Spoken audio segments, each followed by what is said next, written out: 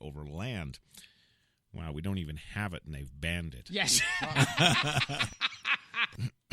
Well, the more complete design funded by NASA but carried out by private firms would be ready in early 2017. A test vehicle, also built by private companies like Virgin, who's already blown one up.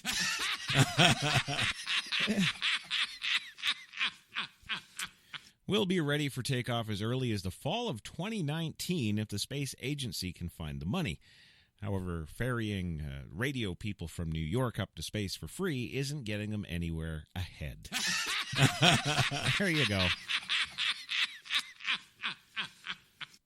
Well, finishing the design would take roughly $20 million, and aircraft construction in the initial round of flight tests will demand another $280 million.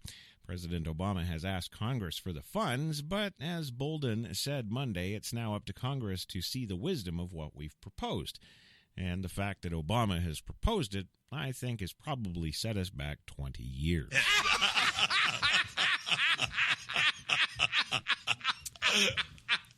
Well, success by the space agency and its corporate partners could pave the way for a renaissance in supersonic passenger flight. Such as flights are now banned, of course, over land in the United States because of the roar generated by the first generation of planes to exceed the speed of sound. Quest would create no boom at all. Just a rumble, Bolden said. The Concorde's sound in flight was, by one measure, 105 decibels, says NASA's Peter Cohen. But the jet design being pushed by NASA would generate the noise of only 75 decibels at cruising altitude. The goal is to get something on the threshold of audibility, Cohen said. Commercial jets, when flying at standard 40,000 feet, can't be heard at all. There's no buying tickets yet. The prototype aircraft would only be 90 feet long and carry a single passenger, probably Louis Lawless.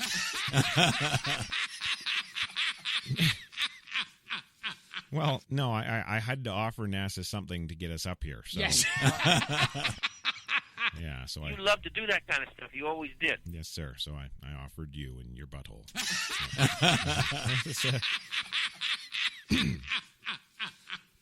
Well, eventually, Cohen says, the technology could be translated to a jet carrying 100. The design would allow the flying public to enjoy supersonic flight, says Jaiwan Shin, NASA's head of aeronautics. Just imagine you can go anywhere in the world in just a mere 6 hours. Well, I know I'd appreciate that, being a smoker. Yeah. And I got to say, it's kind of sucking tonight. Yes. Because if I light anything in here, we're just a big ball of fire.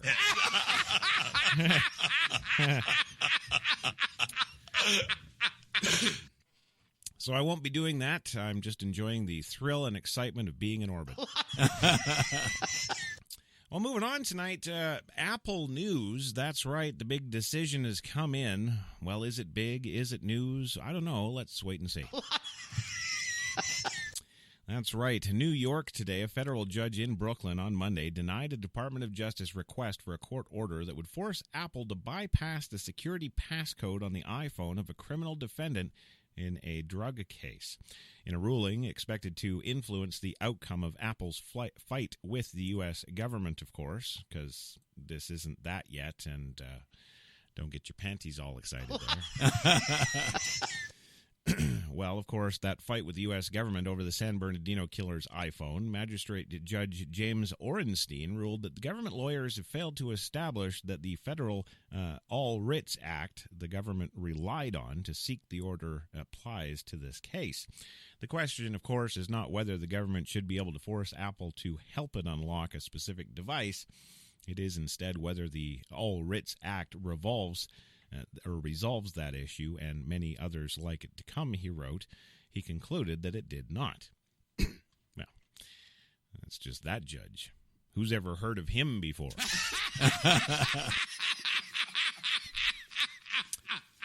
Let's quit the pissing around and get in front of judges we know.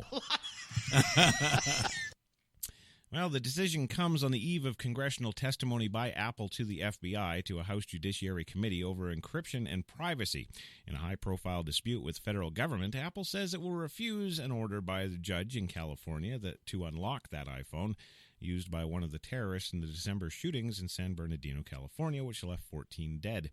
That's pitted the customer's device giant, of course, being Apple, against the Department of Justice, which maintains that Apple should help law enforcement on what it considers an isolated request. Well, today's ruling in New York marks a significant, if at least a temporary, legal victory for Apple, which has argued that it should not be forced to violate the privacy expectations of customers who buy its products. Well, you're not being asked that, you idiot.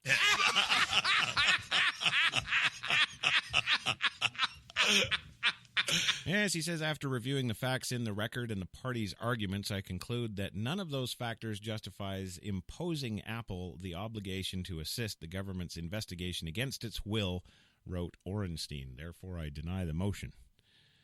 Well, do-dee-doo-dee-doo. The 50-page ruling on the New York request said Orenstein has made the decision after weighing the relative closeness of Apple's relationship to the underlying criminal case and government investigation. The burden the requested order would place on the company is a necessity of imposing such a burden on Apple. None of those factors justify imposing on Apple the obligation to assist the government's investigation against the company's will, he wrote. Well, the decision sets the stage, of course, for appeals that could eventually reach the U.S. Supreme Court and judges whose names we actually know.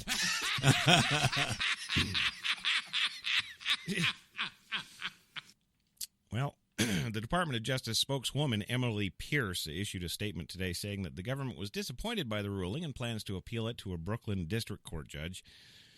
Apple has expressly agreed to assist the government in accessing the data on his iPhone. It has said had many times more in similar circumstances and has only changed course when the government's application for assistance was made public by the court, the government said. The Brooklyn case centers on June Feng, a Queens, New York defendant who pleaded guilty in October to a methamphetamine conspiracy. Investigators sought access to his iPhone 5 as they continued to investigate the alleged drug conspiracy. However, the investigators, they risked being locked out and losing any chance to recover data stored on the phone if they... I don't understand this whole thing at all. Yes. Why does all these cases now revolve on people's phones? Screw it. Go back to police work.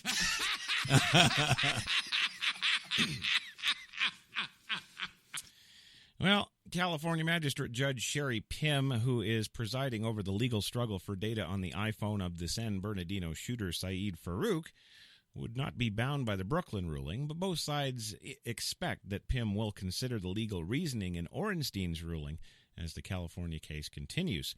This is a very important decision, says Ryan Callow, a University of Washington law professor. He said the Brooklyn ruling, other courts, even in jurisdictions where it isn't binding, will look at this to order and read the judge's reasoning.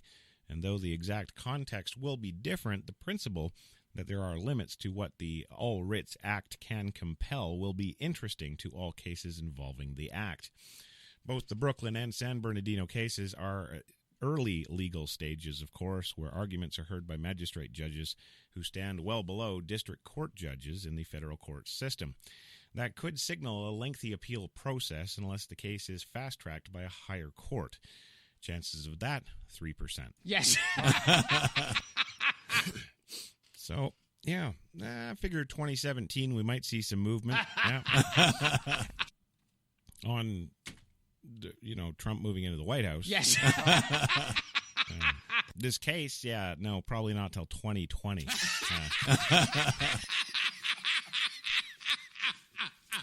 Well, speaking of Trump moving into the White House, yes, there were some students removed from a Trump rally in Georgia today. Yes. That's right. Valdosta, Georgia. As a matter of fact, about 30 black students. Oh, well, there's your sign.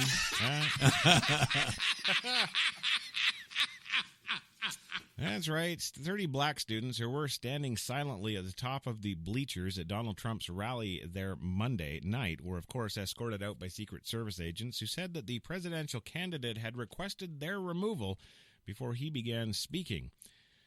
What the hell would he be afraid of? Black people don't use sniper rifles.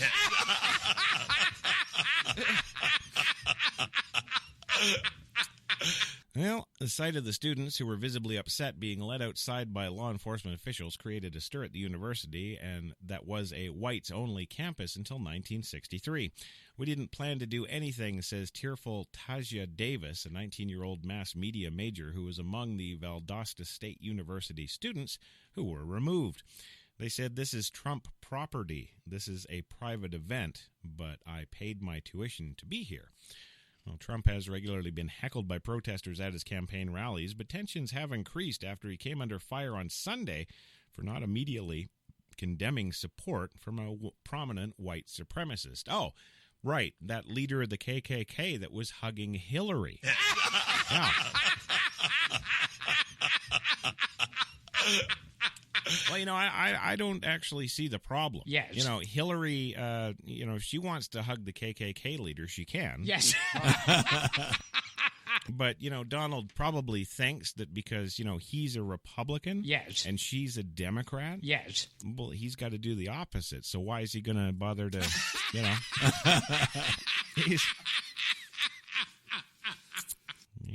Well, earlier Monday, some black students at another a Trump campaign rally.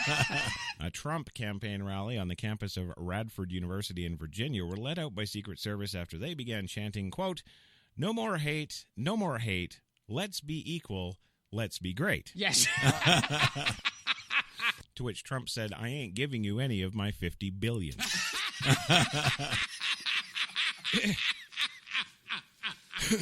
You're granted that would be great. Yes. But really, folks, $350+ million in the United States. Yes. Donald Trump's $50 billion. If we split that equally between everybody and did not use Common Core math, it only works out to what, 58 cents each?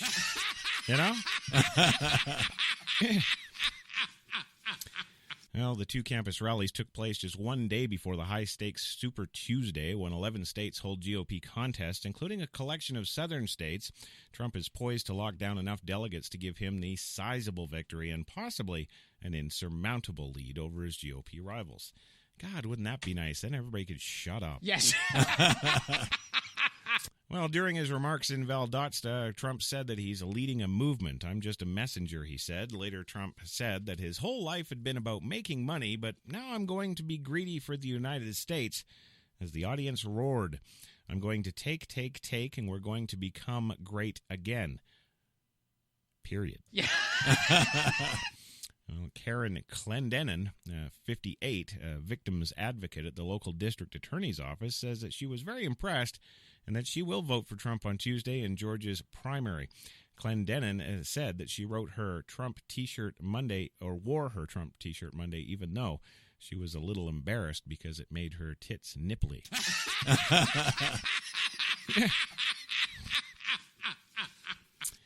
Yeah, so many people at work say, "Oh, no, we can't have him. He's not sensitive enough," she said. But with the condition our country is in today, we've got to have somebody who's not sensitive and indeed not afraid. Yeah. Well, the students who were asked to leave quietly followed Secret Service agents outside, but then argued with the Valdosta police officers who politely but firmly told them that they needed to leave the grounds of the Trump event held at the school's PE complex. Davis rested her forehead on the shoulder of her friend Leah Shepard, a 20-year-old criminal justice major, and cried. And her T-shirt began to get wet from the tears. She was urged to cry more.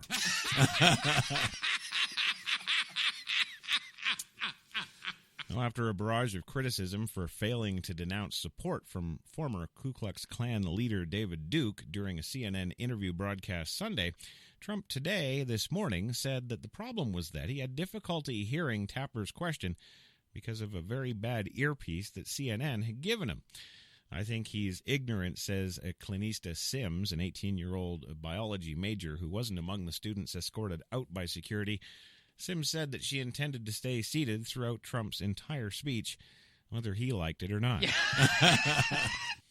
So there you go. So Hillary hugs the KKK leader. Yes. Donald Trump doesn't want to comment one way or another on it, and he's the bad guy. All right.